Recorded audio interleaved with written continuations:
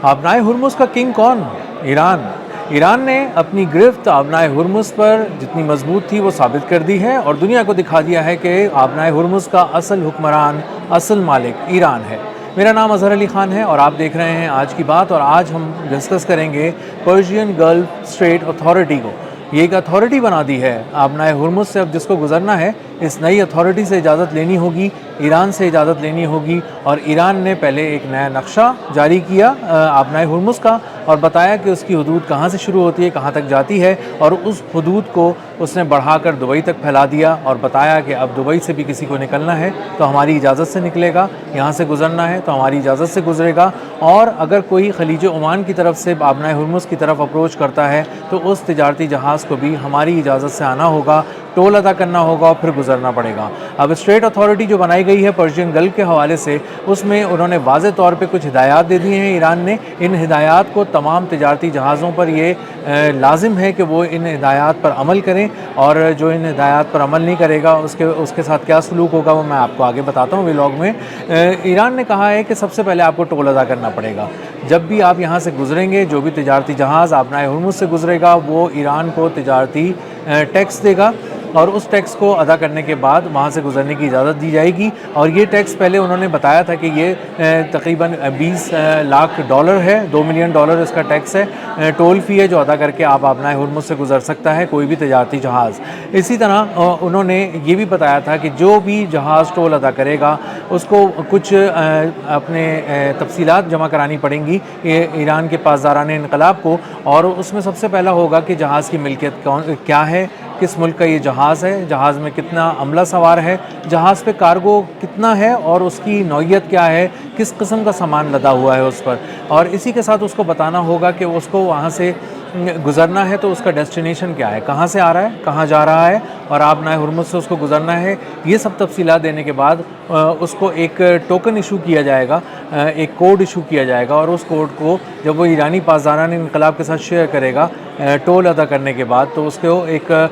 रास्ता दिया जाएगा, हिफाजत से उसको गुजारा जाएगा और ईरान के साहिलों के करीब से उसको गुजार कर आबनाए हुर्मुज़ को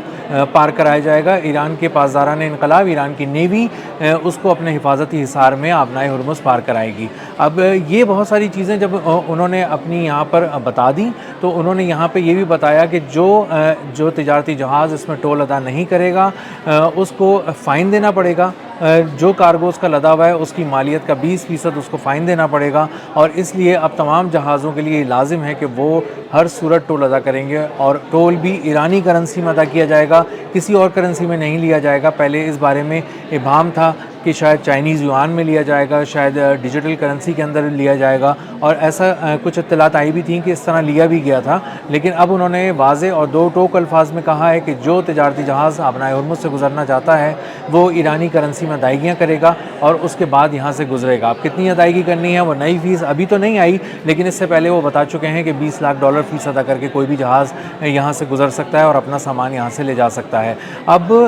जो सूरत हाल वाज़े तौर पर सामने आ रही है उसमें एक चीज़ बहुत ही कैटेगोरिकली बताई गई है ईरान की जानिब से कि इसराइल का जहाज़ या इसराइल जाने वाली और उसकी मुख्तलिफ़ बंदरगाहों की तफसील के साथ दर्ज किया गया है कि वहाँ जाने वाले जो भी जहाज़ हैं उनको आबनाए हुर्मुज़ से गुजरने की इजाज़त नहीं मिलेगी। ऐसे ममालिक जो ईरान पर हमला आवर थे उनको भी वहाँ से गुजरने की, उनके जहाज़ों को गुजरने की इजाज़त नहीं होगी। ऐसे ममालिक जिनकी वजह से ईरान को बहुत ज़्यादा नुकसान हुआ, जिनकी सरज़मीन इस्तेमाल हुई और जहाँ से अमेरिका ने और इसराइल ने बहुत ज़्यादा हमले किए, उन ममालिक के जहाज़ों को भी वहाँ से उसी वक्त गुजरने की इजाज़त मिलेगी जब वो उसकी अदायगियाँ करेंगे, उस नुकसान की भरपाई करेंगे एक तरह से जो ईरान को इस जंग में हुआ है। तो ईरान ने बहुत वाज़े तौर पे बहुत ही क्लियरली पूरी दुनिया को मैसेज दिया है कि अगर अब आबनाए हुर्मुज़ से गुजरना है तो हमसे बात करनी पड़ेगी और हमसे ईमेल के ज़रिए बात करनी पड़ेगी। एक ईमेल एड्रेस भी उन्होंने दिया है और उस ईमेल एड्रेस पर ईमेल करेगा जहाज़ का जो कप्तान होगा वो अपने, और शिपिंग कंपनी जो होगी वो बताएगी कि मेरा ये जहाज़ है, इसमें इस मुल्क का जहाज़ है, इसमें इतना अमला सवार है, इसमें कार्गो की नौइयत ये है, इस तरह की चीज़ें यहाँ पे ले जाई जा रही हैं, हमारी मंजिल फ़लाँ जगह है, हम इस मुल्क जाना चाहते हैं और आप हमें इजाज़त दें। ये ईमेल करने के बाद ईमेल का जवाब आएगा ईरान की जानिब से, तेहरान से एक जवाब आएगा और उसमें जब उसको क्लियरेंस मिलेगी तो उसके बाद वो अदायगी करने के बाद वहाँ से गुजरेगा। ईरानी पासदारान इनकलाब के साथ वो ईमेल, वो कोड शेयर करेगा اور وہ اس کو اپنے حفاظتی حصار میں لے جا کر وہاں سے گزار دیں گے۔ آج ہی ایک اور خبر آئی ہے کہ جو فرانس کا ایک جہاز ہے، جو تجارتی جہاز ہے جو وہاں سے گزرنا چاہتا تھا، ایک بڑا تجارتی جہاز، اس نے ادائیگی کیے بغیر، ایران کی اجازت کے بغیر اسٹریٹ آف ہارموز کے قریب آنے کی کوشش کی۔ دبئی کی طرف سے یہ بتایا جا رہا ہے کہ آ رہا تھا، تو اس کو نشانہ بنایا گیا ہے۔ ایک کہا جا رہا ہے، کچھ جو رپورٹس ہیں، میڈیا رپورٹس، اس میں کہا گیا ہے کہ کوئی پروجیکٹائل آگے گرا ہے، اور کچھ رپورٹس میں کہا گیا ہے کہ کروز میزائل آیا ہے اور اس نے ہٹ کیا ہے، اس کو بری طرح ہٹ کیا ہے، اس طرح کیا ہے کہ اس میں آگ لگ گئی، اس کا ایک حصہ بہت بری طرح تباہ ہو گیا، اور اس کے بہت سارے عملے کے جو ارکان ہیں وہ بہت بری طرح زخمی ہو گئے ہیں اس میں۔ اور اس کے حوالے سے ابھی ایران نے یہ کنفرمیشن نہیں کی کہ یہ حملہ اسی نے کیا ہے، لیکن ایک کروز میزائل آ کے لگا ہے، اور چونکہ یہ آبنائے ہرمز کی طرف جا رہا تھا اور اطلاعات ہیں کہ ایران کی اجازت کے بغیر اس کی طرف اپروچ کر رہا تھا، اس لیے اس کو ہٹ کیا گیا ہے ایک کروز میزائل سے۔ اسی کے ساتھ ساتھ فرانس کی نیوی نے کہا ہے کہ اس نے اپنا کیریئر اسٹرائک جو گروپ ہے وہ روانہ کر دیا ہے، بہت سارے بحری جہاز وہاں پر روانہ کر دیے ہیں، جس میں ہیلی کاپٹرز بھی ہیں، جن کے اوپر ہیلی کاپٹرز بھی ہیں ان کے ساتھ، اور وہ مختلف جگہوں سے، مختلف زاویوں سے اس کی نگرانی کریں گے۔ یہ اپروچ کر رہے ہیں، ریڈ سی سے آگے آ چکے ہیں، یہ بحیرہ احمر سے جب آگے آئے ہیں تو یہ خلیج عدن کی طرف آئے ہیں، اور یہاں سے ذرا گھوم کر یہ پہنچیں گے خلیج عمان کی طرف، اور وہاں پر یہ اسٹریٹ آف ہارموز سے گزرنے والے اپنے تجارتی جو جہاز ہیں، جو تمام تجارتی مشنز ہیں، ان کی سیکیورٹی کو یقینی بنائیں گے۔ لیکن یہ کیسے یقینی بنائیں گے، اس کے بارے میں ابھی کچھ بھی صحیح سے معلوم نہیں ہے، کیونکہ دنیا دیکھ چکی ہے کہ یہاں پر ناکہ بندی کے نام پر امریکہ اپنے جدید ترین ہتھیار، جدید ترین نیوی لے کر یہاں آیا، لیکن صورتحال یہ ہوئی کہ وہ اپنی ناکہ بندی میں مسلسل ناکام رہا۔ ایک شپس جو تقریباً جن کی تعداد اب